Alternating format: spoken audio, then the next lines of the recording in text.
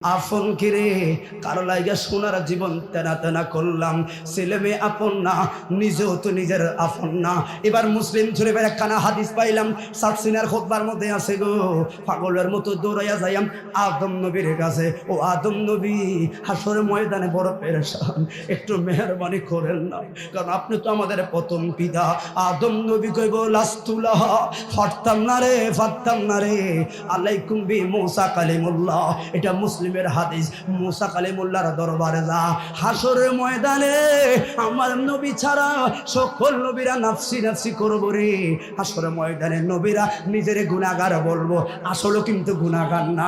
আন্নাবিয়্যু মাসুমুন, নবীরা হলো নিষ্পাপ। শুধু নিষ্পাপ না রে, আল আম্বিয়াউ আহইয়াহুন ফিল কুবুরি ওয়া ইউসাল্লি ওয়া ইউরযাকু, নবীরা তাদের স্ব কবরে জিন্দা নামাজ পড়ে, আল্লাহর পক্ষ থেকে কুদরতে রিজিক পায়। সুবহানাল্লাহ।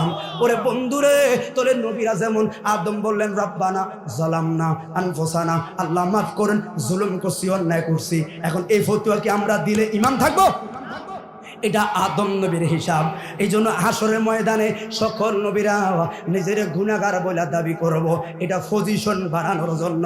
মূল জায়গায় আসলে নবীরা গুনাহগার না। এই খেলা মূলত খেলাইছেন মাওলায়। কথা বলুন ঠিক না বেঠে?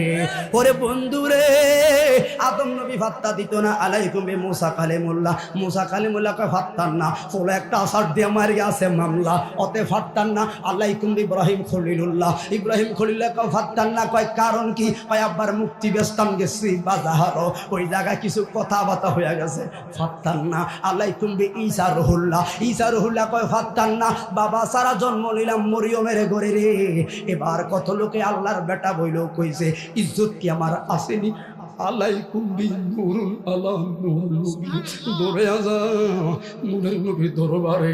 হায়রে ঈসা নবী কো কিল্লাই তোমরা গুরু, ওরে তোমরা যার দেওয়ানা, আমি ঈসা তার দেওয়ানা রে, আয় রে আয়।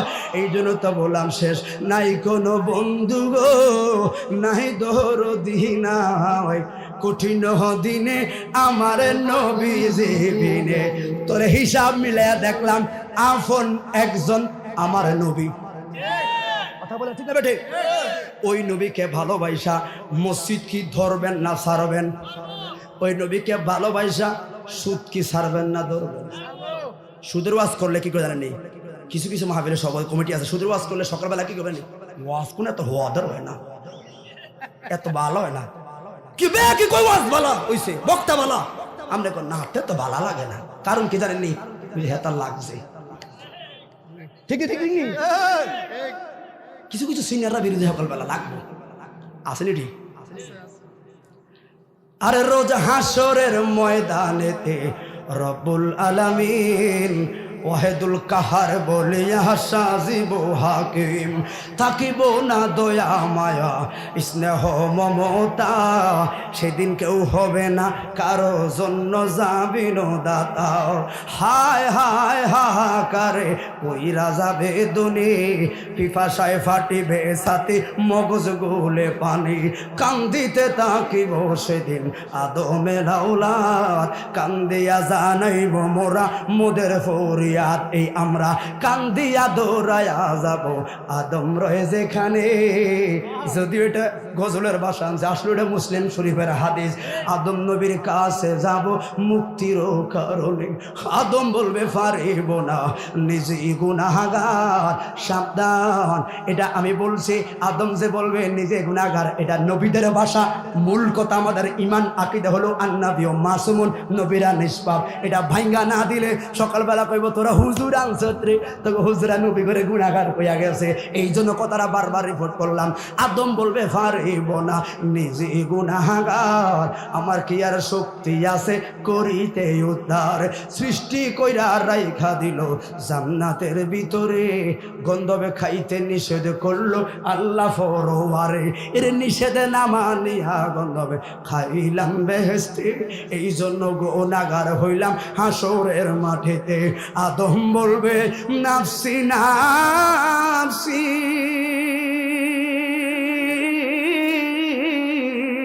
আমি গন্ধবে খায়া পাবে কইরাছি গো, গুনাহগার হইয়া রইলাম, পারবো না সেই কারণে কঠিন দিনে নবীজি বিনে। কেন সুন্নিরা নবীর শান গায় রে? এই দুইটা সাবজেক্ট বিষয়ে কথা বলা, কিন্তু নবীর একটু কথা না বলে আমি দেখি আমার ভালো লাগতেছে না। কারণ সুন্নিদের সালাম হলো একটা, ওই নবী বলে গেছে আনতা মামান আহবাবতা, যে যারে ভালোবাসবি তার সঙ্গে তোর হাসর। আমরা আখিরি নবীর উম্মত রে, আমাদের গুনার পাহাড়। সালাম শুধু একটা, আমার নবী হলেন রহমতুল লিল আলামিন, এটা ছাড়া আর কোনো সালাম নাই। ওরে আদম বলবে এই মুহূর্তে যাও না রে চলিয়া, সামনেতে নূহ নবী রইয়াছে দাঁড়ায়া।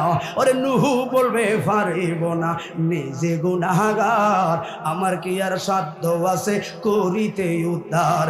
এর চার ছেলে দিল আমায় আল্লাহ পরোয়ারে, হামসামিয়া পোসের কেনান নাম ধরে। এই কেনান নামের যে ছেলে আমার ঘরে হইয়া, সেদিন মানল না গেল বেদিন হইয়া। নূহ বলবে নাফসি নাফসি, আমি ছেলের জন্য লজ্জা পাইছি রে, গুনাহগার হইয়া রইলাম, পারবো না সেই কারণে কঠিন দিনে নবীজি বিনে। ওরে নূহ বলবে এই মুহূর্তে যাও না রে চলিয়া, এই মুহূর্তে সামনেতে মূসা নবী রহিয়াছে দাঁড়ায়া। মূসা বলবে পারিব না, নিজে গুনাহগার, আমার কি আর শক্তি আছে করিতে উদ্ধার। হরি এই জগতে নবী হইয়া করলাম আমি ভুল, নবী হইয়া এই জীবনে মানুষ করলাম খুন। মূসা বলবে নাফসি নাফসি, আমি আল্লাহর কাছে দোষী হইছি রে, গুনাহগার হইয়া রইলাম, পারবো না সেই কারণে কঠিন দিনে নবীজি বিনে। মূসা বলবে এই মুহূর্তে যাও না রে দৌড়ায়া, সামনেতে খলিলুল্লাহ রইয়াছে দাঁড়ায়া। খলিলুল্লাহ কয় পারিব না, নিজে গুনাহগার। খলিল নবী বলবে এই মুহূর্তে যাও না রে দৌড়ায়া, সামনেতে ঈসা নবী রহিয়াছে পড়িয়া। ঈসা বলবে পারিব না, নিজে গুনাহগার, আমার কি আর শক্তি আছে করিতে উদ্ধার। এর পিতা সারা জন্ম নিলাম মরিয়মের ঘরে, আল্লাহর বেটা বইলাই আমায় কত লজ্জা দিছে। ঈসা নবী বলবে নাফসি নাফসি, আল্লাহর কাছে লজ্জা পাইছি রে, আরে গুনাহগার হইয়া গেলাম, পারবো না সেই কারণে। ঈসা বলবে কার লাইগা সময় নষ্ট করো, আসস না রে, তুমগুলাই তো বেকার হইলাম। আরে এই মুহূর্তে সবাই মিলা লোনারে চলিয়া, সামনেতে দিনের নবী রইয়াছে